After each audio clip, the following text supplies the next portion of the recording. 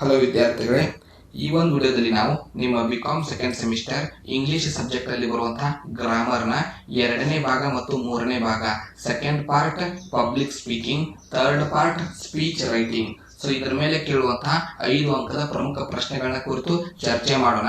ಮೊದಲಿಗೆ ಏನಿದೆ public speaking, ಇದು ಕೂಡ ಲಿಸ್ನಿಂಗ್ ಸ್ಕಿಲ್ ಗತೆನೆ ಒಂದು ಥಿಯರಿ ಆದಂತಹ ಎಕ್ಸಾಮ್ ಆಗಿದೆ, ಕ್ವಶನ್ ಆಗಿದೆ. ಸೊ ಥಿಯರಿ ಅಂದ್ರೆ ಯಾವ ರೀತಿ, ಇದರಲ್ಲಿ ಕ್ವಶನ್ ಆನ್ಸರ್ಸ್ ನೀವು ನೆನ್ಪಿಟ್ಕೋಬೇಕಾಗುತ್ತೆ. ಸೊ ಅದೇ ಆನ್ಸರ್ಸ್ ನೀವು ಡೈರೆಕ್ಟ್ ಆಗಿ ಬರೀಬೇಕಾಗುತ್ತೆ. ಮೊದಲನೇ ಪ್ರಶ್ನೆ ಪಬ್ಲಿಕ್ ಸ್ಪೀಕಿಂಗ್ ಮೇಲೆ. What is public speaking? ಸಾರ್ವಜನಿಕ ಮಾತನಾಡುವಿಕೆ ಎಂದರೇನು? Public speaking is the art of putting across your views and ideas to a group of listeners in a convincing manner. ಸಾರ್ವಜನಿಕವಾಗಿ ಮಾತನಾಡುವುದು ಎಂದರೆ ನಿಮ್ಮ ಅಭಿಪ್ರಾಯಗಳನ್ನು ಮತ್ತು ಆಲೋಚನೆಗಳನ್ನು ಕೇಳುಗರ ಗುಂಪಿಗೆ ಸರಿಯಾಗಿ ಮನವರಿಕೆ ಮಾಡುವುದು. ಎರಡನೇ ಪ್ರಶ್ನೆ, explain the steps to prepare speech or how to prepare a speech. ಭಾಷಣವನ್ನ ಹೇಗೆ ತಯಾರು ಮಾಡ್ಕೋಬೇಕು ಅಥವಾ ಭಾಷಣದ ತಯಾರು ಮಾಡುವ ಹಂತಗಳನ್ನು ವಿವರಿಸಿರಿ.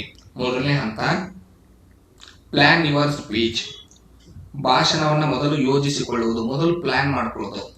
It's not just enough to collect information about the topic on which you are going to speak. It is just as important to use it. ಕೇವಲ ನೀವು ಮಾತನಾಡುವ ವಿಷಯದ ಬಗ್ಗೆ ಮಾಹಿತಿಯನ್ನು ಸಂಗ್ರಹಿಸುವುದು ಅಷ್ಟೇ ಮುಖ್ಯವಲ್ಲ, ಬದಲಾಗಿ ಅದನ್ನು ಉಪಯೋಗಿಸುವುದು ಕೂಡ ಮುಖ್ಯವಾಗಿರುತ್ತದೆ. It will from the information you have collected, you will realize that some of it is very important and not so important, and some of its information are not really needed. ನೀವು ಸಂಗ್ರಹಿಸಿದ ವಿಷಯದಲ್ಲಿ ನೀವು ಏನು ಗುರುತು ಹಿಡಿಬೇಕಂದ್ರೆ ಯಾವುದು ಇದರಲ್ಲಿ ಅತ್ಯಂತ ಪ್ರಮುಖವಾಗಿವೆ, ಯಾವುದು ಇದರಲ್ಲಿ ಕಡಿಮೆ ಪ್ರಮುಖವಾಗಿವೆ, ಯಾವುದು ಅವಶ್ಯಕತೆನೇ ಇಲ್ಲ ಅಂತ ನಾವು ಡಿವೈಡ್ ಮಾಡ್ಕೊಳ್ಬೇಕು ಅಂಡ್ ಅವನ್ನ ಅರೇಂಜ್ ಮಾಡ್ಕೋಬೇಕು. Organise these information in a logical manner, moving from the most important to the least important. ಇವುಗಳು ಸಂಗ್ರಹಿಸಿದಂತಹ ಈ ಡಿವೈಡ್ ಮಾಡಿದಂತಹ ಇನ್ಫಾರ್ಮೇಶನ್ ನಾವು ಅತಿ ಮುಖ್ಯವಾದ ಪಾಯಿಂಟ್ ಇಂದ ನಾವು ಅವಶ್ಯಕತೆ ಇಲ್ಲದಂತಹ ಪಾಯಿಂಟಿನವರೆಗೆ ಇಳಿಕೆ ಕ್ರಮದಲ್ಲಿ ಬರಬೇಕು, ಹೇಳ್ತಾ ಹೋಗ್ಬೇಕು. ಈ ರೀತಿಯಾಗಿ ನಮ್ಮ ಪ್ಲಾನ್ ಸ್ಪೀಚ್ ನ ಪ್ರಿಪೇರ್ ಆಗಬೇಕು. Use an engaging introduction. ಆಕರ್ಷಕ ಪರಿಚಯವನ್ನು ಬಳಸ್ಕೊಳ್ಳೋದು. Your introductory lines will determine to a large extent how well your speech goes successful. ನಿಮ್ಮ ಭಾಷಣ ಎಷ್ಟು ಚೆನ್ನಾಗಿ ನಡೆಯುತ್ತದೆ ಎಂಬುದು ನೀವು ಮಾಡುವಂತಹ ಪರಿಚಯದ ಮೇಲೆ ನಿರ್ಧಾರವಾಗುತ್ತದೆ. Often use a strategy by which they say something related to the topic. This is controversial or novel or downright shocking. So ಎಲ್ಲ ಏನು ಪ್ರಸಿದ್ಧ ಭಾಷಣಕಾರರು ಏನ್ ಮಾಡ್ತಾರೆ ಅಂದ್ರೆ, ಯಾವಾಗ್ಲೂ ಭಾಷಣ ಮಾಡುವಾಗ ಮೊದಲಿಗೆ ವಿವಾದಾತ್ಮಕವಾಗಿರುವಂತಹ ಅಥವಾ ನವೀನವಾಗಿರುವಂತಹ ವಿಷಯದ ಬಗ್ಗೆ ಮೊದಲು ಮಾತನಾಡಿ ಆ ಕೇಳುವಂತ ಆಡಿಯನ್ಸ್ ನ ಅಟ್ರಾಕ್ಟ್ ಮಾಡಿಕೊಂಡು ನಂತರ ತಮ್ಮ ನಿಜವಾದ ಭಾಷಣವನ್ನ ಪ್ರಾರಂಭಿಸ್ತಾರೆ. ಸೊ ಈ ರೀತಿಯಾಗಿ ನಾವ್ ಏನ್ ಮಾಡ್ಬೇಕಂದ್ರೆ ಫಸ್ಟ್ ಇಂಟ್ರೊಡಕ್ಷನ್ ಎಂಗೇಜಿಂಗ್ ಆಗಿರ್ಬೇಕು, ಜನರು ಕೇಳಲು ಉತ್ಸಾಹದಿಂದ ಇರಬೇಕು, ಅವ್ರಿಗೆ ಇಷ್ಟ ಆಗಿರೋ ಟಾಪಿಕ್ ಬಗ್ಗೆನೇ ನಾವು ಮೊದಲು ಮಾತನಾಡಬೇಕು, ಆಮೇಲೆ ನಮ್ಮ ಭಾಷಣವನ್ನು ನಾವು ಅವ್ರಿಗೆ ಡೆಲಿವರಿ ಮಾಡಬೇಕು. Establish a rapport with audience. ಪ್ರೇಕ್ಷಕರೊಂದಿಗೆ ಬಾಂಧವ್ಯ ಸ್ಥಾಪಿಸುವುದು. This is easier said then you can do this by looking at your audience, by interacting with them before your actual speech. ನಿಜವಾದ ಭಾಷಣವನ್ನ ಪ್ರಾರಂಭಿಸುವ ಮೊದಲಿಗೆ ಅಲ್ಲಿರುವಂತಹ ಪ್ರೇಕ್ಷಕರೊಂದಿಗೆ ನಾವು ಒಂದು ರೀತಿಯಾದಂತಹ ಬಾಂಧವ್ಯವನ್ನು ಬೆಳೆಸ್ಕೋಬೇಕು, ಇಂಟರಾಕ್ಷನ್ ಮಾಡಬೇಕು. ಹೇಗಂದ್ರೆ using the information that you have gathered during your informal chat prior to the speech. In the speech you can also address the audience by picking out individuals. ಅಲ್ಲಿರುವಂತಹ ಪ್ರೇಕ್ಷಕರನ್ನ ಮಾತನಾಡಿಸುವುದರ ಮೂಲಕ ನಾವು ಏನ್ ಮಾಡ್ಕೋಬಹುದು ಅಂದ್ರೆ ಅಟ್ರಾಕ್ಟಿವ್ ಇಂಟರಾಕ್ಷನ್ ಮಾಡ್ಕೋಬಹುದು. ಭಾಷಣ ಪ್ರಾರಂಭಿಸುವ ಮೊದಲು ಕೆಲವೊಂದಿಷ್ಟು ವಿಷಯಗಳನ್ನ ಅವರ ಜೊತೆ ಚರ್ಚೆ ಮಾತನಾಡಿಸಿ ಅವರಿಂದ ಪ್ರಶ್ನೆಗಳನ್ನ ಕೇಳಿ ನಾವು ನಮ್ಮ ನಿಜವಾದ ಭಾಷಣವನ್ನ ಪ್ರಾರಂಭಿಸಬೇಕು. 4ನೇ ಹಂತ sum up and conclude with a clincher. So ಹೀಗಂದ್ರೆ ಏನಂದ್ರೆ ಸಂಕ್ಷಿಪ್ತವಾಗಿ ಮುಕ್ತಾಯಗೊಳಿಸುವುದು ಅಂತ ಅರ್ಥ. Your speech will be remembered only if it is good and if has made a personal impact on the member. ಯಾವಾಗ ನಿಮ್ಮ ಭಾಷಣ ನೆನಪುಳಿಯುತ್ತೆ ಪ್ರೇಕ್ಷಕರಿಗೆ ಅಂದ್ರೆ ಅವರ ಮೇಲೆ ಅದು ವೈಯಕ್ತಿಕವಾಗಿ ಪ್ರಭಾವ ಬೀರಬೇಕು, ಆಗ ಮಾತ್ರ ಅವರಿಗೆ ಅದು ನೆನಪಿನಲ್ಲಿ ಉಳಿಯುತ್ತೆ. You know it is not easy to achieve if you have tried to involve the audience with personal experience related to the topic.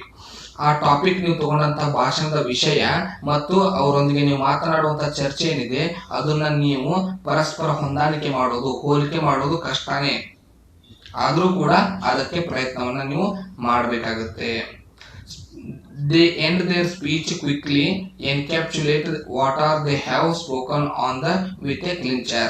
So ನೀವು ಮಾಡಿದಂಥ ಭಾಷಣವನ್ನ ಲಾಸ್ಟಿಗೆ ಕೆಲವೊಂದಿಷ್ಟು ಇಂಪಾರ್ಟೆಂಟ್ ವರ್ಡ್ಸ್ಗಳನ್ನ ಹೇಳಿ ನೀವು ಎಂಡ್ ಮಾಡಬೇಕು. ಆಗ ಅದು ಅವರಿಗೆ ನೆನಪುಳಿಯುತ್ತೆ. ಶಾರ್ಟ್ಕಟ್ ಪಾಯಿಂಟ್ಸ್ ಮಾಡಿ ನೋಟ್ಸ್ ಟೈಪ್ ಮಾಡಿ ಹೇಳಬೇಕು. ಮೂರನೇ ಪ್ರಶ್ನೆ, explain how to improve public speaking. ಹೇಗೆ ನಾವು ಸಾರ್ವಜನಿಕನಾಗಿ ಮಾತನಾಡುವುದನ್ನ ಇಂಪ್ರೂವ್ ಮಾಡ್ಕೋಬಹುದು ಅನ್ನೋದು ಪ್ರಶ್ನೆ. Look at yourself in the mirror and identify your positive and your way of speaking. ಕನ್ನಡಿಯಲ್ಲಿ ನಿಮ್ಮನ್ನ ನೀವು ನೋಡ್ಕೊಳ್ಬೇಕು, ನಿಮ್ಮ ಶೈಲಿಯನ್ನ ಮತ್ತು ನೀವು ಮಾತನಾಡುವ ವಿಧಾನವನ್ನು ನೀವು ಗುರುತಿಸ್ಕೊಳ್ಬೇಕು. Ask a friend to help you identify some problems when you speak for more than 3 minutes at a stretch. ನೀವು ಸತತ 3 ನಿಮಿಷಗಳಿಗಿಂತ ಹೆಚ್ಚು ಕಾಲ ಮಾತನಾಡುವಾಗ ಸ್ನೇಹಿತರನ್ನ ಸಮಸ್ಯೆ ಗುರುತಿಸುವುದಕ್ಕೆ, ತಪ್ಪು ಕಂಡುಹಿಡಿಯುವುದಕ್ಕೆ ಸಹಾಯ ಕೇಳಿಕೊಳ್ಬೇಕು. Talk to your teachers and ask them to suggest which you could improve your speech habits. ನಿಮ್ಮ ಶಿಕ್ಷಕರೊಂದಿಗೆ ಮಾತನಾಡಿ ನಿಮ್ಮ ಭಾಷಣದ ಅಭ್ಯಾಸವನ್ನು ನೀವು ಹೇಗೆ ಸುಧಾರಿಸಿಕೊಳ್ಬೇಕು ಎಂಬುದನ್ನು ಕುರಿತು ಸಲಹೆಯನ್ನು ಪಡ್ಕೊಳ್ಬೇಕು. Listen to the best speakers of the world and try to follow the best techniques. ಜಗತ್ತಿನ ಅತ್ಯುತ್ತಮ ಭಾಷಣಕಾರರ ಮಾತುಗಳನ್ನ ಕೇಳಬೇಕು ಮತ್ತು ಅವರ ಮಾತುಗಾರಿಕೆ ತಂತ್ರಗಳನ್ನ ನೀವು ಕಲ್ಕೋಬೇಕು, ತಿಳ್ಕೊಳ್ಬೇಕು. Look around yourself then make list of what you find good about the way of the speaking.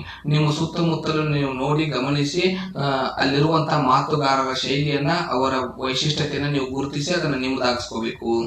Get together with your friends and form speaking forum. Organise a speech day or every month and ask one of your teachers to be judge. ನಿಮ್ಮ ಸ್ನೇಹಿತರೊಂದಿಗೆ ಸೇರಿಕೊಂಡು ಒಂದು ಭಾಷಣದ ಫೋರಂನ ಸ್ಥಾಪಿಸಿಕೊಂಡು ಪ್ರತಿ ತಿಂಗಳು ಭಾಷಣ ದಿನವನ್ನ ನೀವು ಆಯೋಜಿಸಿ ಮತ್ತು ಅದಕ್ಕೆ ನಿಮ್ಮ ಒಬ್ಬ ಶಿಕ್ಷಕರನ್ನ ನೀವು ತೀರ್ಪುಗಾರನ್ನಾಗಿ ಮಾಡಿಕೊಂಡು ಭಾಷಣವನ್ನ ಪ್ರಾಕ್ಟೀಸ್ ಮಾಡಬಹುದು. ನಿಮ್ಮ ಸ್ಪೀಕಿಂಗ್ ಸ್ಕಿಲ್ ನ ನೀವು ಇಂಪ್ರೂವ್ ಮಾಡ್ಕೋಬಹುದು. ಈ 3 ಪ್ರಶ್ನೆಯಲ್ಲಿ ಒಂದು ಪ್ರಶ್ನೆ ನಿಮಗೆ ಕಂಪಲ್ಸರಿ ಪಬ್ಲಿಕ್ ಸ್ಪೀಕಿಂಗ್ ಮೇಲೆ ಪ್ರಶ್ನೆ ಪತ್ರಿಕೆಯಲ್ಲಿ ಬರುತ್ತೆ. ಇನ್ನು ನೆಕ್ಸ್ಟ್ ನಿಮ್ದು ಏನಂದ್ರೆ ಸ್ಪೀಚ್, ಭಾಷಣ. ಸೊ ಸ್ಪೀಚ್ ಟಾಪಿಕ್ ಕೊಡ್ತಾರೆ, ನೀವು ಭಾಷಣವನ್ನ ಬರೆಯೋದಿರುತ್ತೆ. ಇದು ನಿಮ್ಮ 3ನೇ ಗ್ರಾಮರ್. ಇಲ್ಲಿ ಕೊಟ್ಟಂತ 5 ಟಾಪಿಕ್ ಮೇಲೆ ನಿಮ್ಗೆ ಒಂದು ಪ್ರಶ್ನೆ ನಿಮಗೆ ಪ್ರಶ್ನೆ ಪತ್ರಿಕೆಯಲ್ಲಿ ಬರುತ್ತೆ. ಮೊದಲನೇ ಪ್ರಶ್ನೆ ಆಜಾದಿ ಕಾ ಅಮೃತ್ ಮಹೋತ್ಸವ್. 2ನೇ ಪ್ರಶ್ನೆ ಇಂಡಿಯನ್ ನಾಲೆಜ್ ಸಿಸ್ಟಮ್.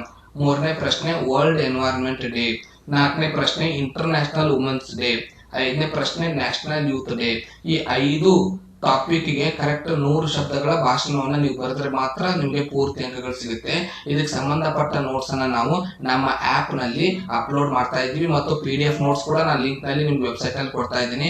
ನಮ್ಮ ಆಪ್ ನ ಲಿಂಕ್ ನ ನಿಮಗೆ ಡಿಸ್ಕ್ರಿಪ್ಷನ್ ಅಲ್ಲಿ ಕೊಟ್ಟಿರ್ತೀವಿ. ಡೌನ್ಲೋಡ್ ಮಾಡ್ಕೊಂಡು ಕ್ಲಾಸ್ ನ ನೀವು ಜಾಯಿನ್ ಆದ್ರೆ ಎಲ್ಲ 7 ಸಬ್ಜೆಕ್ಟ್ ಗಳ ನೋಟ್ಸ್ ಸಿಗುತ್ತೆ, ವಿಡಿಯೋ ಕ್ಲಾಸ್ ಸಿಗುತ್ತೆ, ಆಡಿಯೋ ಕ್ಲಾಸ್ ಸಿಗುತ್ತೆ, ಹಾಗೂ ಈ ರೀತಿಯಾದ ಇಂಗ್ಲಿಷ್ಗೆ ಪರ್ಫೆಕ್ಟ್ ಗ್ರಾಮರ್ ಯಾವುದು ನಿಮಗೆ ಪೇಪರ್ ನಲ್ಲಿ ಬೀಳುತ್ತೆ ಅನ್ನೋದು ಕ್ವಶನ್ ಕೂಡ ನಾವು ಅದರಲ್ಲಿ ಹಾಕಿರ್ತೀವಿ.